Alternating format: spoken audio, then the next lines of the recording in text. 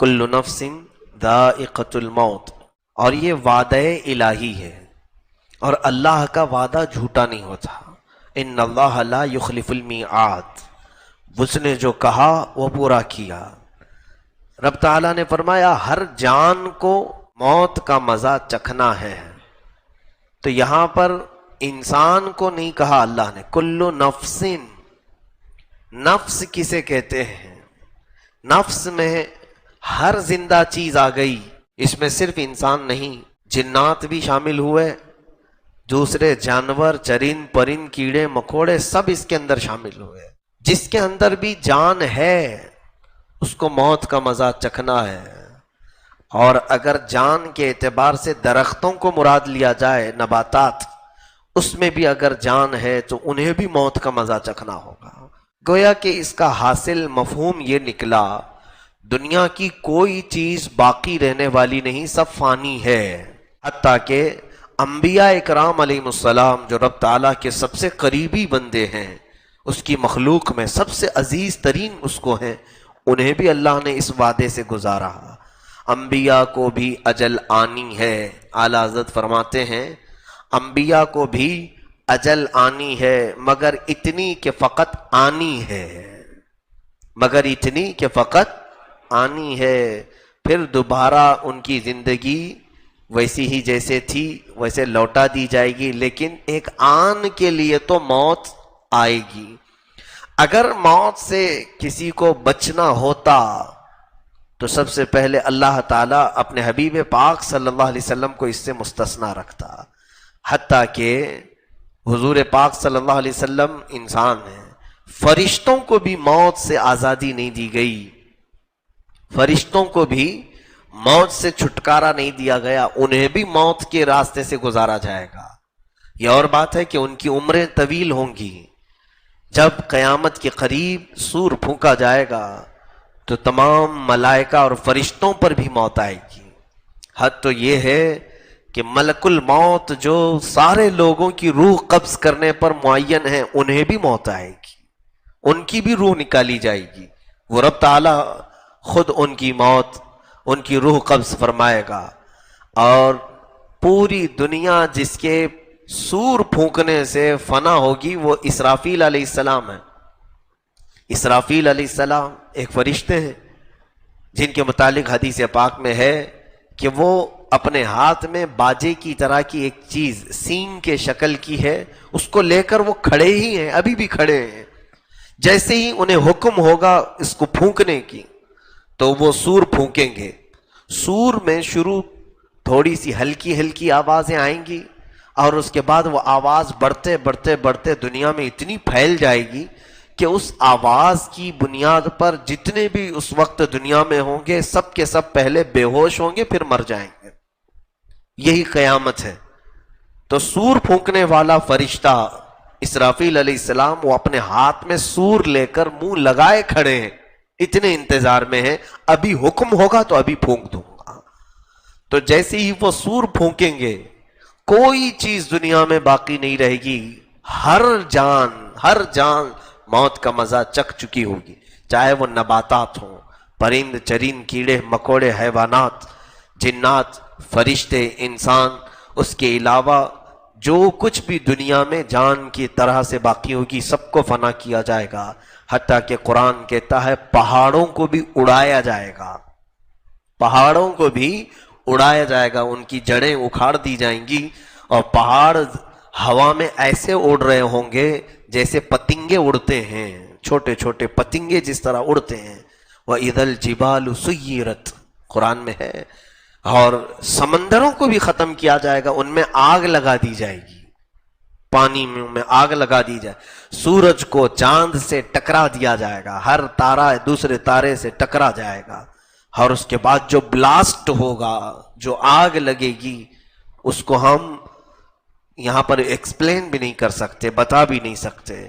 تو گویا کہ یہ ساری چیزیں فنا کی جائیں گی، حتیٰ کہ اور کوئی چیز اگر باقی ہے تو آسمان اور زمین، فرمایا گیا آسمان کو بھی زمین سے ملا دیا جائے گا، آسمان جو قائم ہے بغیر ستون کے اسے گرا دیا جائے گا، اور زمین جو پانی پر بچھی ہے یہ سب ہل جائے گی اور زلزلے آئیں گے. اذا زلزلت الارض زلزالہا، پھر اس کے اندر کی ساری چیزیں زمین نکال پھینکے گی. تو گویا کہ کائنات میں کوئی چیز، کسی بھی چیز کو قرار نہیں ہوگا. وہ اسرافیل جو سور پھونک رہے ہوں گے، آخری وہ جان ہوگی، اللہ انہیں بھی موت عطا کرے گا، انہیں بھی موت عطا کرے. بچا کون؟ ملک الموت بھی نہیں، اسرائیل علیہ السلام بھی نہیں، اسرافیل علیہ السلام بھی نہیں. سارے جب سو چکے ہوں گے، تنہا رب ذوالجلال کی ذات باقی ہوگی. کل من علیہا فان ویبقا وجہ ربک ذو الجلال والاکرام.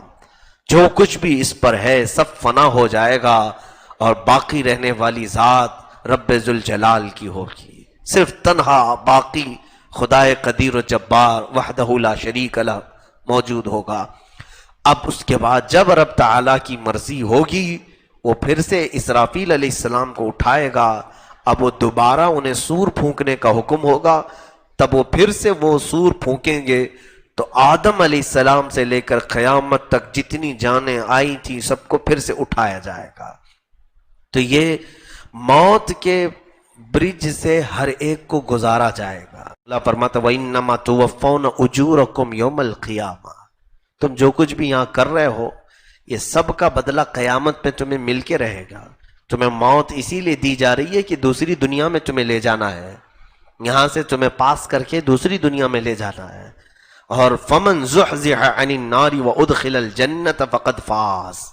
اے لوگو، کامیاب تو وہ ہے جو اپنے اعمال کی بدولت جہنم سے بچ کر کے جنت میں چلا گیا. کامیاب وہ ہے قیامت کے دن. اور آگے رب فرماتا وَمَا الْحَيَاةُ الدُّنْيَا إِلَّا مَتَاعُ الْغُرُورِ.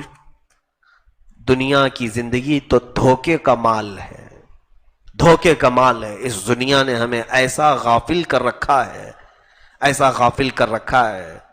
اور اسی لیے قرآن کہتا الہاکم التکاثر حتی زرتم المقابر. یہ دنیا کی کثرت نے، بہت زیادہ مال نے تمہیں اللہ سے دور کر دیا ہے. اے لوگو جاؤ ذرا قبروں کو دیکھ آؤ، قبروں کی زیارت کر کے آؤ. قبروں کی زیارت پھول چڑھانے، چادر چڑھانے کے لیے ہی نہیں، بلکہ اللہ کے حبیب صلی اللہ علیہ وسلم نے فرمایا فَإِنَّهَا تُذَكِّرُكُمْ بِالْآخِرَةِ. اس لیے زیارت کرو قبروں کی کہ تمہیں وہ تمہارا آخری وقت یاد دلاتی ہیں. کسی بھی قبر کے سرانے پر کھڑے ہو جاؤ، اس کی پائنتی کھڑے ہو جاؤ، ذرا سوچو کہ اس میں سونے والا کون ہے، اس کی کیا تاریخ تھی، کتنا یہ یہاں پر جیا ہے، کتنے دن رہا دنیا میں، کیا کیا کھایا، کیا کیا پیا، کتنے لوگوں سے دوستی کیا، کون سا کام کرتا تھا. تمہارا ذہن گھوم جائے گا. اور ذرا اگر تم اپنے ہاتھوں سے اس کی مٹی ہٹاؤ گے تو ہڈیوں کے سوا کچھ نہ ملے، اور کچھ کی تو ہڈیاں بھی گل گئی ہوں گی. ہماری زندگی کا یہی حاصل ہے. ہمارا جسم کیڑے مکوڑوں کی غذا بنا دیا جائے گا. ہماری دفن کے بعد سب سے پہلے ہمارے جسم کو پھاڑ دیا جائے گا. پیٹ ہمارا سب سے پہلے پھٹ جاتا ہے، زبان ہماری باہر نکل آتی ہے، آنکھوں کے دیدے ختم کر دیے جاتے ہیں، ناک سے ہماری تمام تر پیٹ کی چیزیں باہر نکل جاتی ہیں. میرے عزیزو، قبروں میں دفن کرنے کا جو حکم ہے وہ مردے کی تمام بے عزتی کو چھپا دینے کے لیے ہے، اس کے عیبوں کو چھپانے کے لیے. لیکن جو اس کے ساتھ ہوتا ہے، اگر کسی میت کو دھوپ میں روڈ پر رکھ دیا جائے تو پھر پتہ چلے گا کہ ہمارا آخری وقت کیا ہوتا ہے. مرنے کے بعد کسی لاش کو گرم سورج کے سامنے روڈ پر رکھ دو، 24 گھنٹے کے بعد اس کی لاش کے پاس سے گزرو، پھر اس کے بدن سے نکلنے والی تعفن سے تم بے ہوش ہو جاؤ گے. پھر قبروں کے اندر جو ہوتا ہے وہ اللہ ہی بہتر جانتا ہے. ہم موت سے غافل پڑے ہوئے ہیں، ہم موت سے بہت زیادہ غفلت کے شکار ہیں. میرے آقا کونین صلی اللہ علیہ وسلم فرماتے ہیں دن میں میں اپنی موت کو 70 بار یاد کرتا ہوں. جو کائنات کے آقا و مولا ہیں، جن میں 70 مرتبہ اپنی موت کو یاد کرتے ہیں، اور یوں ارشاد فرماتے میں ایک سجدہ کرتا ہوں تو مجھے یقین نہیں ہوتا کہ دوسرے سجدے تک میں زندہ رہوں گا بھی کہ نہیں. ہم نے تو کتنے 100 سال کے پلان بنائے ہیں. آگاہ اپنی موت سے کوئی بشر نہیں. حدیث رسول میں ہے پانی اگر تھوڑا زیادہ گرم کر کے میت کو نہلایا جائے تو وہ گرم بھی اس کو لگے گا، گرمی بھی اسے لگے گی. جتنا وہ اپنی زندگی میں گرم نہاتا تھا اتنا ہی نہلاؤ. کچھ زیادہ گرم کرو گے تو جس طرح تمہیں چٹکے لگتے ہیں اسی طرح اسے بھی لگے گی. تمہیں جس طرح مکھی بیٹھنے پر کھجلاہٹ ہوتی ہے میت کو بھی اسی طرح سے ہوگی. اور اس کے جسم پر جو کچھ بھی بیٹھتا ہے سب اسے معلوم ہوتا ہے، سب کا احساس ہوتا ہے. لوگ یہ سمجھتے ہیں مرنے کے بعد تو کچھ بھی اب نہیں ہوگا. میں تو کبھی سوچتا ہوں کچھ لوگ مردوں کو، ہندو اپنے مردوں کو توڑ مروڑ کر کے بٹھا کر کے لے جاتے ہیں، ہڈیاں توڑتے ہیں اور انہیں بٹھا کر کے لے جاتے ہیں. ان کے ناک سے ادھر ادھر سے رسیاں کھوس کے نکالتے ہیں. ہر ایک کا احساس ہوتا ہے. میرے عزیزو یہ ایک منزل بڑی کٹھن منزل ہے. سیدنا عثمان ابن عفان رضی اللہ تعالیٰ مصلی بچھاتے تھے. جب قبر والی کوئی آیت آتی قرآن میں یا موت کا تذکرہ آتا تو اتنا روتے تھے کہ آپ کی ہچکیاں بندھ جاتی تھیں. اور آپ کے غلام وہ فرماتے ہیں صبح میں مصلی نچوڑ کر کے سکھاتا تھا، اتنے آنسو ان کے مصلی پر گرتے تھے. سیدنا عثمان ابن عفان اور قبروں کے پاس جاتے تو ان کا چہرہ پیلا پڑ جاتا تھا، پورا بدن کانپنے لگتا تھا. لوگ کہتے ہیں آپ خلیفہ رسول ہیں، عشرہ مبشرہ میں سے ہیں، یہ قبروں کے پاس آتے آپ اتنا ڈر کیوں جاتے ہیں؟ فرماتے ہیں یہ وہ منزل ہے کہ یہاں سے جو پاس ہو گیا پھر وہ آخر تک پاس ہوتا ہی رہے گا، اور جو یہاں پھنس گیا ہر معاملے میں پھنستا رہے گا، ہر جگہ پھنسا جائے گا.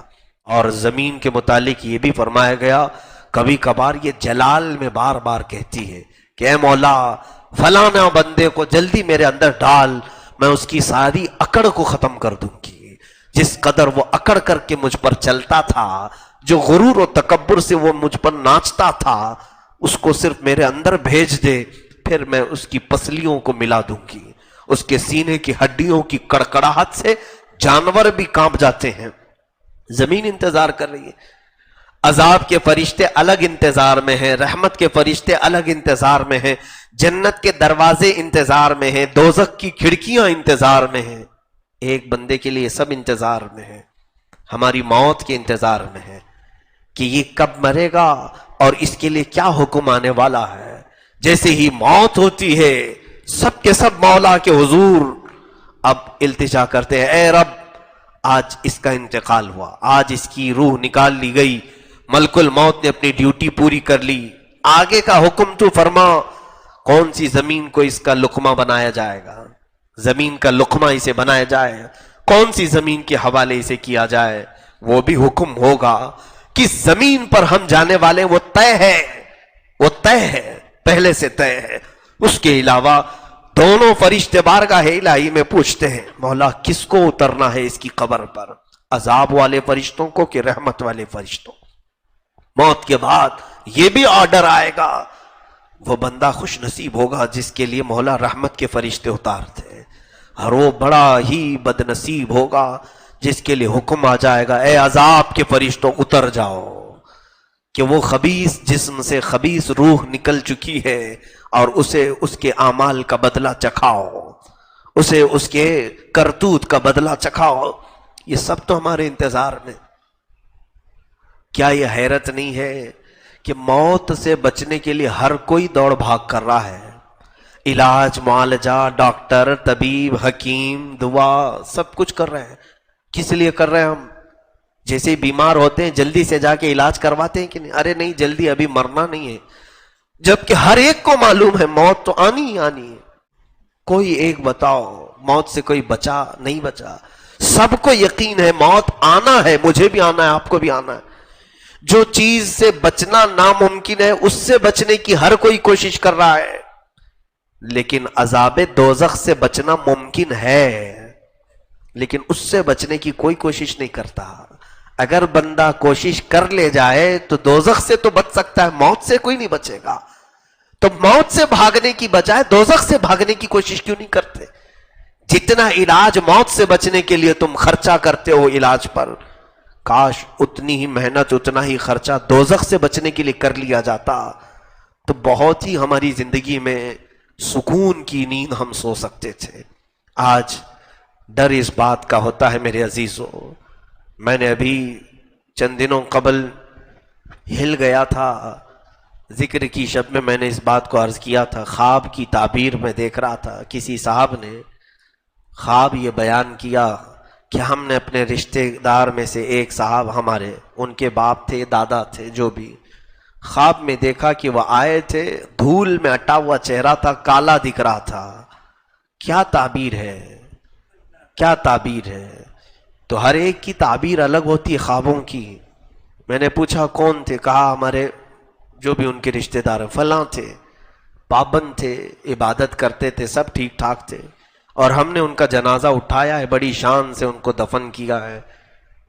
تو میں نے جب کتاب اٹھایا تو میرے ہاتھ کانپنے لگے، پڑھا میں تو یہ علامت تھی کفر پر موت ہونے کی۔ اللہ اکبر! کسی میت کو خواب میں اس حالت میں دیکھنا کہ اس کا چہرہ کالا ہے، روایت میں ہے کہ اس کی کفر پر موت کی علامت ہے۔ تو ڈر لگنے لگا۔ حج مسجدوں میں تو ہم آتے ہیں، موت آنی ہی ہے، آنی ہے، ہر ایک کو آنا ہے۔ کہیں ایسا نہ ہو کہ مولا ہمارے برے اعمال سے ناراض ہو کر ہمیں وہ کالی موت دے دے جس کے بعد چہرہ کالا ہی رہے گا۔ یوم تسود وجوہ، قرآن میں ہے قیامت کے دن کچھ چہرے کالے اٹھائے جائیں گے، اتنے کالے اتنے کالے کہ رات سے بھی زیادہ کالے ہوں گے۔ ان کے کالے پن کو دیکھ کر دہشت طاری ہوگی۔ یہ کون لوگ ہوں گے؟ جن کی موت کفر پر ہو گئی، ایمان پر موت نہیں ہوئی۔ عزیزان گرامی، اتنی خوش فہمی میں ہم آج جیتے ہیں، نمازوں کو چھوڑ کر بستروں پر ایسے لیٹے ہوتے ہیں۔ میں دیکھتا ہوں اتنے بڑے محلے میں اتنی بڑی مسجد خالی کیوں رہتی ہے؟ کیا مرنے کا کسی کو خوف نہیں؟ ابھی چند دن قبل ایک صاحب ان کا انتقال ہوا، کیسے جانتے ہیں آپ؟ 40 سال کی عمر ہے، بڑے بزنس مین تھے، بڑے بزنس مین۔ ان کے بچے ہمارے پاس آتے ہیں، کہا کہ ابا رات کو سوئے، صبح اٹھے ہی نہیں۔ اٹھنے کا معمول تھا صبح 8-9 بجے، لیکن اس دن وہ 11 بجے تک سوتے رہے۔ 11 بجے تو جب اماں نے اٹھانا چاہا تو جسم پورا ٹھنڈا تھا، دیکھ کر وہ گھبرائیں، ڈاکٹر کو بلایا گیا تو کہا رات میں ان کا انتقال ہو چکا ہے، بستر سے دوبارہ اٹھ ہی نہیں سکے۔ وہ جنازہ بھی میں نے دیکھا، رات کو نارمل کھانا کھا کر کے سویا ہوا آدمی صبح اٹھ ہی نہیں سکا۔ اے میرے عزیزو، کتنے مزے سے ہم فجر کی نمازیں قضا کرتے ہیں۔ کیا تمہیں خبر ہے کہ آج کی فجر کی نماز قضا کرنے کے بعد اگر تمہاری موت آئی تو بے نمازیوں میں ہی حشر ہوگا، اٹھایا جائے گا یہی کہہ کر کے قیامت کے دن، مولا یہ بنا نماز کے تیری بارگاہ میں آیا ہے۔ ہم تو ڈرتے ہیں اس بات سے کہ عشاء ہماری قضا نہ ہو جائے، چھوٹ نہ جائے، کہ کہیں اگر یہ رات ہماری زندگی کی آخری ہو تو ہم کو جب اٹھایا جائے گا، موت لی جائے گی تو بے نمازی اٹھایا جائے گا۔ اور بے نمازیوں کے متعلق میرے آقا صلی اللہ علیہ وسلم فرماتے ہیں قیامت کے دن جہنم کا ایک دروازہ ہے، اس دروازے پر فرعون، حامان، شداد، قارون، ابو جہل، ابو لہب، ان کے نام لکھے ہوں گے، انہی ناموں کے ساتھ بے نمازی کا بھی نام لکھا ہوگا، انہی ناموں کے ساتھ اس کا بھی نام ہوگا۔ کیسے ہم اس طرح کی غفلت میں ہیں میرے عزیزو؟ موت ایک ایسی چیز ہے جو ہر بندے کو ہلا دیتی ہے، ہر بندے کی عبرت کے لیے کافی ہے۔ جب رسول کریم صلی اللہ علیہ وسلم موت کا تذکرہ کرتے تو صحابہ روتے اتنا کہ ان کی داڑیاں بھیگ جاتی تھیں، آنسوؤں سے داڑیاں تر ہو جاتی تھیں اپنے آخری وقت کو یاد کرتے ہوئے۔ ہم کیوں نہیں یاد کرتے؟ ہم کیوں اس منظر کو اپنے آنکھوں میں نہیں لاتے؟ کیا ہوگا جب ہمیں اٹھا کر کے ہلکے ہلکے لوگ لے کر چلے جائیں گے؟ 1000 میری خواہش نہ ہو تو بھی لوگ زبردستی لے جائیں گے۔ میں اس تنگ و تاریک قبر میں نہیں سونا چاہوں گا، پھر بھی مجھے دبا کر کے آئیں گے۔ میں کبھی نیچے سوتا نہیں، گدے پر سوتا ہوں، پھر بھی لوگ مجھے نیچے سلا کر آئیں گے۔ نہ لوگ مجھے تکیہ دیں گے، نہ گدا، نہ چادر، نہ بستر، کچھ نہیں دیتے، حتیٰ کہ وہاں مجھے نہ پانی دیا جائے گا نہ کوئی چیز۔ ہر چیز کا احساس تو مردے کو ہوگا، لیکن دنیا دیتی کچھ نہیں۔ پیسوں میں سے ایک سکہ بھی کسی کو نہیں دیا جاتا۔ کیا دیتے ہیں کسی کو؟ اس کی پسندیدہ چیزیں قبر میں رکھ دیتے ہیں کہ یہ چیز بہت پسند سے کھاتا تھا، مٹھائی رکھ دو اس کی قبر میں. کوئی کچھ نہیں دیتا. اگر سونے کے وقت ہاتھ ادھر ادھر نہیں پھیلتے، کنجسٹڈ جگہ ہو تو نیند نہیں آتی. وہاں تو قبر اتنی چھوٹی کھودتے ہیں، اس پر بھی سل لگا کر کے ٹائٹ کر دیتے ہیں تاکہ کروٹ بھی نہ لے، اور پھر باندھ کر کے سلایا گیا ہے، کھلا بھی نہیں رکھا جاتا. کفن کو ایسے کہ پیٹ پر بھی باندھا گیا ہے، پیروں پہ بھی باندھا گیا ہے، سر پہ بھی باندھا گیا ہے، پورا لفافے میں رکھ کر کے ہمیں لٹایا گیا.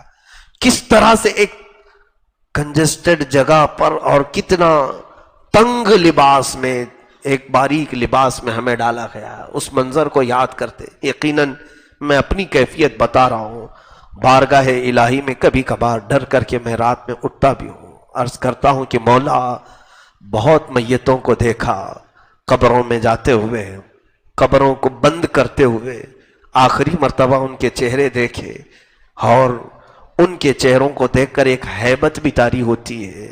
کتنے بے بس ہیں یہ. کبھی جب طاقت تھی تو مکہ بھی آزماتے تھے، جب زبان چلتی تھی تو ہر ایک کو چھلنی بھی کرتے تھے. کتنے خاموش ہیں یہ لوگ. آج ان پر لوگ مٹی ڈال رہے، کسی کو بولتے تک نہیں. اتنے بے بس ہیں یہ کہ ان کو کچھ بھی ہلایا جلایا جائے یہ کسی کو ڈانٹتے بھی نہیں، کسی کو اف تک نہیں کہتے. اور لوگ بڑے مزے سے ان پر تختیاں بند کر کے، وہ دوست بھی غائب ہوتے ہیں جو ان کے لیے رات رات بیٹھتے تھے. 5 منٹ کوئی قبر کے پاس بیٹھتا نہیں. ہماری قبر کی پہلی رات کیسی ہوگی، دوسری رات کیسی ہوگی، تیسری رات کیسی ہوگی. وہاں صرف اور صرف ملائکہ سے ہمارا آمنا سامنا ہے، کسی سے نہیں. ہماری کیے ہوئے کی تمام چیزیں انہیں بتانا ہے، ان کی مار کھانا ہے، یا ان کے کوڑے یا ان کے بھالے یا ان کے گرز جو لوہے کے وہ سینے پر مارتے ہیں تو 2 میل اندر جاتا ہے، 2 میل اندر جاتا ہے. وہاں سے وہ کھینچتے ہیں، نکالتے. یہ تمام کیفیات کو ہمیں جھیلنا ہے. اس لیے دعا یہی کیا کرو کہ مولا موت سے چھٹکارا تو ہے نہیں، لیکن اچھی موت عطا فرما دے. اس کے بعد تو سکون ملے. اس دنیا میں کون سا سکون ملا. اسی لیے ہم بار بار دعا کرتے ہیں کہ میں نے دیکھا ہے سارے قبرستانوں، بہت قبرستانوں میں گیا، بہتوں کے جنازے پڑھا ہے، دفن میں بھی شریک رہا، لیکن میری زندگی میں میں نے صرف ایک ہی قبرستان کو دیکھا جہاں زندہ بھی سونے پر فخر کرتا ہے، وہ جنت البقیع ہے. میرے آقا کا پڑوس قبرستان ہے. ایسا ہے کہ میں دن میں بھی وہاں گیا، رات میں بھی گیا. اتنا با رونق قبرستان کہ سچ بتاؤں ابھی اگر کہہ دیا جائے کہ لیٹ جاؤ تو خوشی سے میں لیٹ جاؤں.